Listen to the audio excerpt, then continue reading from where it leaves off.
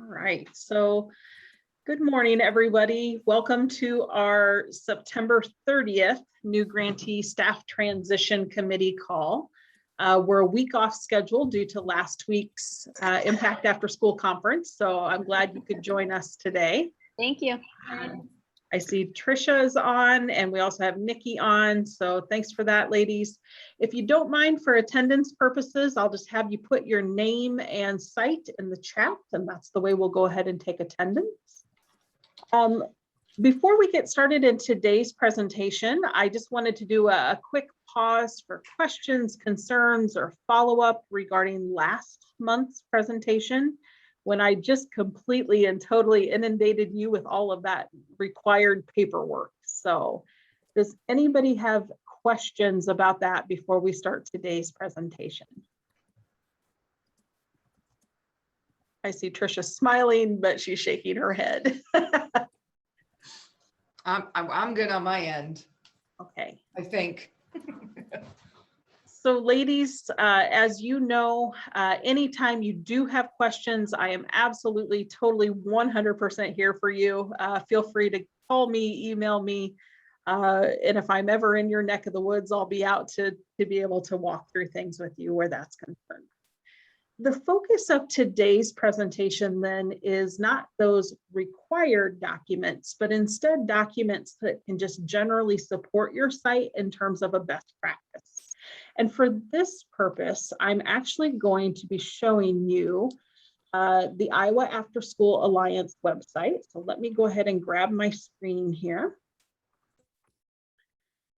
And we're going to look at one particular page of this website. So if you go to iowaafterschoolalliance.org, and let me get this copy, and I'll drop it into the chat for people if you want to follow along at your own pace.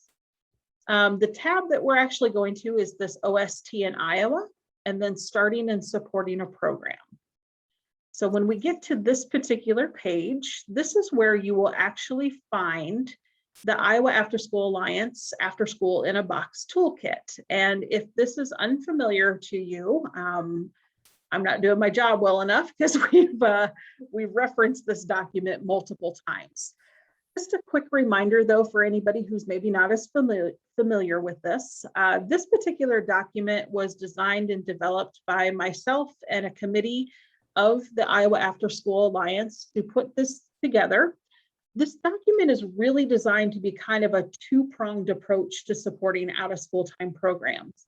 The first is for a program that is literally starting from the ground up, how to get started, what they're going to need in place, the roles that people will be playing, and so on and so forth. The second part of this, though, is that each of these sections of the toolkit can be broken down for use within sites to be able to kind of pick and choose or pit and parcel things out in terms of, like, maybe you just need a brush up in a particular area, or maybe you're considering some type of a professional development offering for your staff, that you can take these individual sections of the toolkit and use those as they are needed. As a side note, I would say that it is a goal of the Iowa After School Alliance to put together a professional development series. It will be done through virtual. It'll be a webinar that will explore further each of these sections of the toolkit and involve some hands-on, minds-on activities and so on and so forth. That will be coming up. So you can download the entire document with a click of this button here. Again, if you've heard me say this in the past, it is 209 pages long, so just be aware of that. Or if you scroll down, you can look at these individual sections here. And this is actually where we're going to be spending some time today, is in these individual sections, particularly this very first section of establishing your program. So I am going to choose this download button. And can everyone see this well enough? Can you see the section that says establishing your program? Thank you, Trisha. I appreciate that. So, yes. Okay. And thank you, Nikki, for chiming in. Okay. So a couple of things that I want to point out with this particular section is the tools and resources that are embedded within this document that you can take and implement at your site that are best practice documents. So just a quick refresher on how to use the particular sections of the guide. Each of these are broken down. So you'll see that we have this kind of, there's always a picture and then kind of the section heading. We have some introduction text as well as maybe some guidance or direction for people to think about. And then when you look at this kind of light gray colored box, this is where you are able to better navigate the document. Because again, this is 46 pages. This particular section is 46 pages. So if you are looking for tips or hints on conducting your program needs assessment, you can simply click that and it takes you directly to the document where you can do the exploration that you need to think about there. Now, another couple of very cool things is at the bottom of each section, there's this kind of gray triangle that will take you back up to the gray box. So again, you don't have to remember that you have to go to page 2 of 46 and so on and so forth. But you'll see here in this particular area, we have several documents that you can explore. We also have things that you can download. So for example, if you're considering the need to implement some bylaws, we have this bylaws template that I can just click on right here. And now you'll notice that up in the corner, we have this blue arrow. You can click on that and it will automatically download a Word document or a PDF or Excel for you to be able to grab that and take back to the, you can edit this document, sorry, to make it yours. So let me grab this screen real quick here. And you can see we have these places in here. So the name and location of your organization, your statement of purpose, the roles of your board members, and so on and so forth. So I'm going to go back to our web screen real quick here. Okay, and then I'm just going to go back up to the resources. So a couple of documents that I want to point out to everyone today. And again, these are not requirements. They're just things that could perhaps make your lives a little easier as you're thinking about your program. But I'm really going to focus on the employee handbook and policy guide, the parent handbook template, the volunteer handbook template, and then data tracking.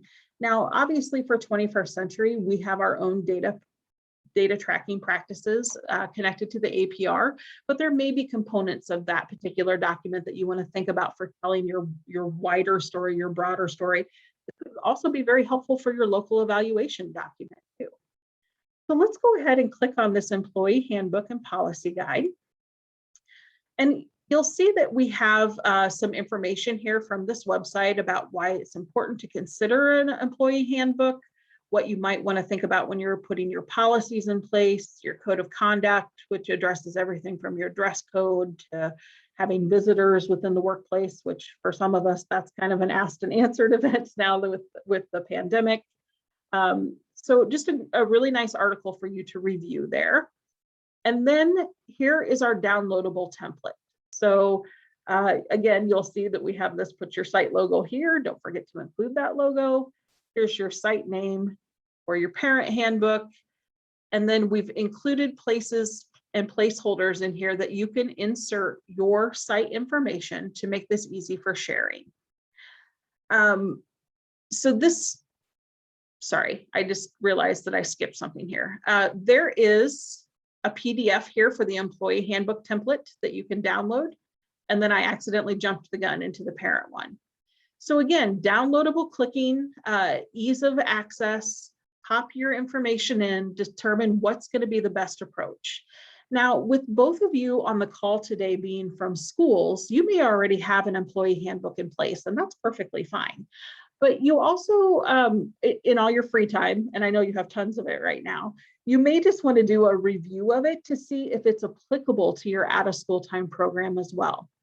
You may come across some different situations that maybe need just pulled out that you might want to consider making your own employee handbook. I don't know if your district really fully addresses part-time staff or contracted staff or things of that nature in that employee handbook. So you'll want to maybe think about that. So I'm going to pause real quick and just see if either of you have questions regarding the employee handbook and what should be in it, if you have any concerns or thoughts around the employee handbook, and so on and so forth. And I'm seeing head shakes. So, all right, so now I'm going to move on to our parent handbook. You maybe just raise your hand. Does your site already have a parent handbook? I see a head shake and a head shake. Okay, cool. So again, this is kind of asked and answered. I'm going to briefly go through this for the sake of the recording. That way, if anybody wants to watch this in the future, they can do that as well. So a parent handbook can be a really great way of communicating your overall site mission and goals with the moms, dads, grandmas, grandpas, aunts, uncles, whoever that person is in that child's life that's participating. We've really designed this handbook again to be just like plug information in, let us know what your site name is, your mission name, your goals, your objectives, and so on and so forth here. It's broken down into the welcome, how to get a hold of people at the site, how do they enroll their child, what will my child get to do in this program, the expectations from the parent and child perspective, and then general rules and procedures, as well as costs. Now, obviously, as a 21st century site, you are reminded that charging fees is not a best practice. So just kind of keep that in the back of your mind. But again, if you do have costs, incidental or sliding fee scales or anything like that, remember first and foremost that you need to report that out as income to VIC regarding your financials. But then also that if you have a special event or something that's going to have a cost, you may want to be able to list that here. This last page of the handbook is not necessarily required, but we found when I was running programs that anytime you can have a parent acknowledge that they've received some information, it really kind of keeps those lines of communication open, so that God forbid you do have a situation that, maybe a student is not following policies or procedures, maybe the parent is not following policies or procedures regarding pickup or drop off or something like that. It kind of gives you like a tool in your toolbox that you can say to them, you signed this document, you agreed to this, and we really need you to carry out your part of the bargain or agreement here. So that's that last page. And then again, as I said, this is a downloadable document. You can individualize and make this your own. Any questions about the parent handbook? Perfect. So the next one I want to talk about is your volunteer handbook. And again, we've been a little bit hamstrung, of course, with this because so many sites are not allowing volunteers to come into programming right now. But when we do get back to whatever our new normal is going to be, you're probably going to have volunteers coming in, whether it be to help with snack or sitting and reading with kids or leading an exercise as an enrichment or something of that nature. So this handbook, again, downloadable button at the top here where you can see, come on. You can download this and individualize it, make it your own. You can insert your logos. We've built out a table of contents for you for this particular document. You'll want to insert those page numbers after you get that part done. We tried to make this as comprehensive as possible. And this document is actually built off of the service enterprise model, which is a best practice model for engaging high quality volunteers with high quality volunteer experiences. So if you're considering using this document, it may or may not meet all of the needs that you have for your particular site, because it's really kind of built around that complete comprehensive model. Feel free to add or delete as needed. So, but again, we have our welcome, how to get a hold of people, mission, the history of your program or even your school district, whatever that might look like, who your staff members are, your hours of operation, how you handle holidays. Do you have a vision statement for your volunteer program? So this is an example of something that maybe you haven't explored yet, but Service Enterprise indicates that this is a best practice. Your mission statement for your school or your program could be similar to your volunteer vision, but you might also want to consider exploring that as well. And if that's ever something that you're interested in, I've been through the service enterprise training, and I can help you build out that vision statement for your volunteer. Same with the philosophy, how volunteer and staff will connect. And then really things as simple as like, where do they park? So I've been to a couple of your schools, and sometimes it's pretty obvious, and other times it's like, oh, well, I should have parked in the lot by the gym because you have to go this way to get to the program, So again, just thinking about some of those types of things. Policies and procedures regarding volunteers. Again, best practice to include things from equal opportunity to your code of ethics to your personnel files. How long are you going to keep those? Where are you keeping them? For how long? Things of that nature. One thing that I would mention regarding code of ethics, because this almost always comes up anytime we start talking about volunteering, is you'll want to consider having a statement in this particular section about that fair and equal approach to working with kids. We're all human, and we all maybe have like a very natural connection to a child or a staff person or a family. One thing that you'll want to be pretty clear with your volunteers is, what they're doing for one child, they should be willing to do for all children, because that can oftentimes lead to some pretty interesting dynamics.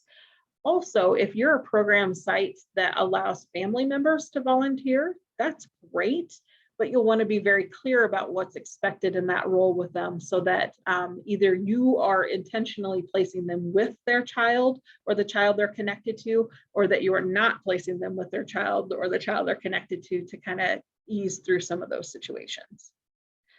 Another thing that came up pretty often is this gifts and gratuities. Again, we work with low-income kids. There's a lot of stories out there that tug at the old heartstrings.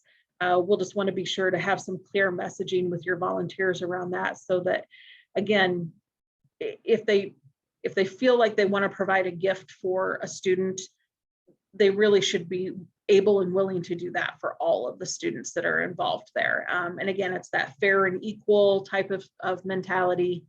So in addition to this handbook, we also highly recommend having a volunteer training. The more times people hear or experience this information, hopefully the better programming will run for you.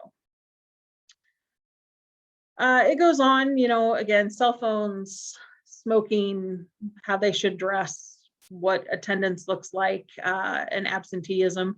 And this one might be kind of important right now, considering many of our sites are going through staffing shortages. So if you are going to be relying on volunteers, obviously they are volunteers. You can't mandate that they show up, but you'll want to consider if it's appropriate for them to maybe sign a commitment of participation or something of that nature. Now, obviously, if you have illness or people have car accidents or family in town or something like that, you'll also want to decide what your approach is to adjusting to that lack of coverage for your volunteers. So, and then God forbid you ever have to do this, but if you do have a volunteer who is not abiding by the rules and things of that nature, you'll want to think about what your disciplinary practices and dismissal program looks like. And again, same thing with the parent handbook, if you can have these people sign off on it, this is a really nice thing to be able to keep in their file. And then should the need arise, you'll have another tool in your toolkit to say, when you came on as a volunteer, you agreed to X, Y, and Z. We have a problem with X. Here's your acknowledgement of this.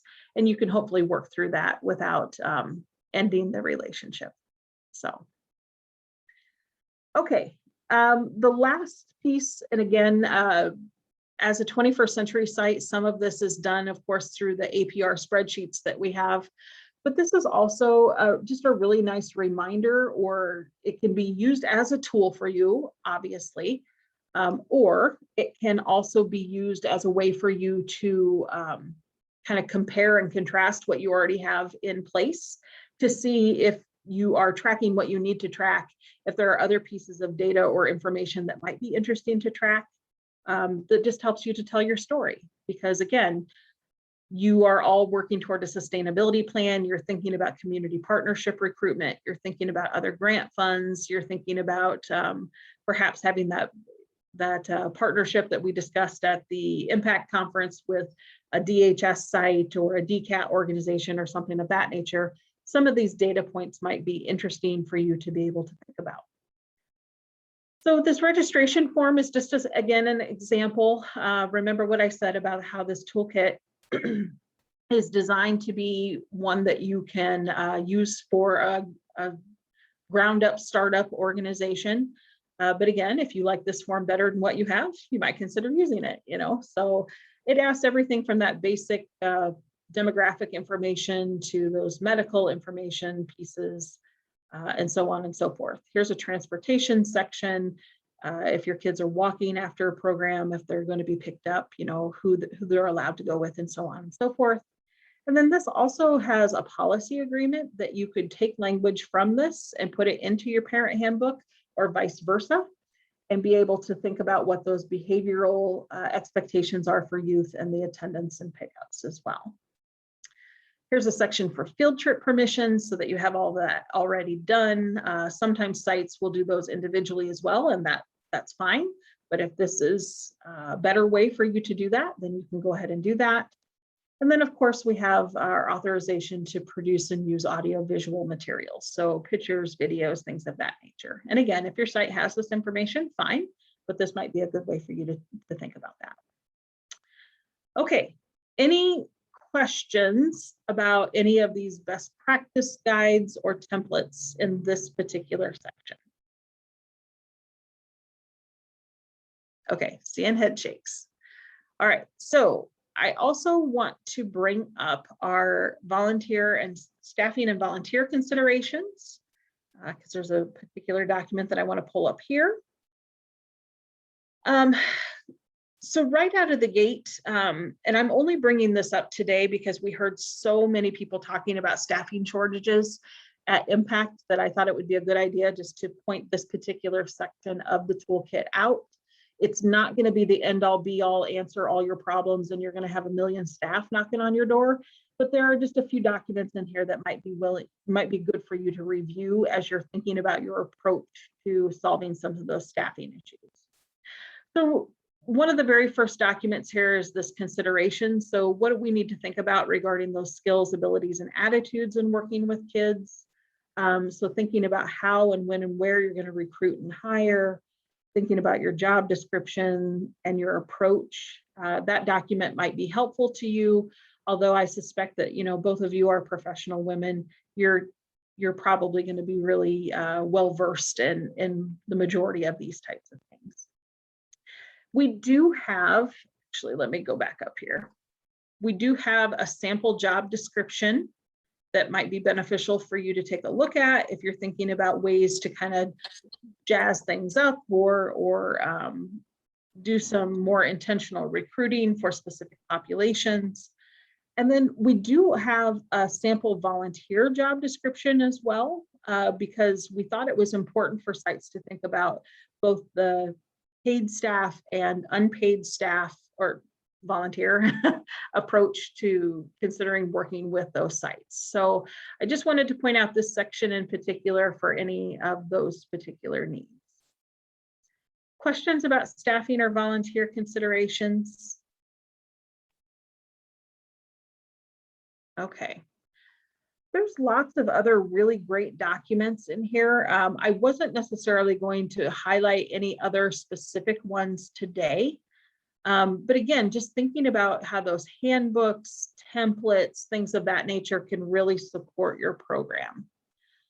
So I'll pause now for questions, either about the documentation or if anybody has another best practice document that you use at your site that you think could be valuable for the larger discussion. We can go ahead and do that now. So I'm going to stop sharing my screen just so that we can better see each other's faces at the moment. And we had Chris join us in the meantime. So welcome, Chris, in his car. Please drive safe. Are there any other tools, handbooks, techniques, things that you guys use that just generally support staff, parents or youth at your sites that we did not discuss today?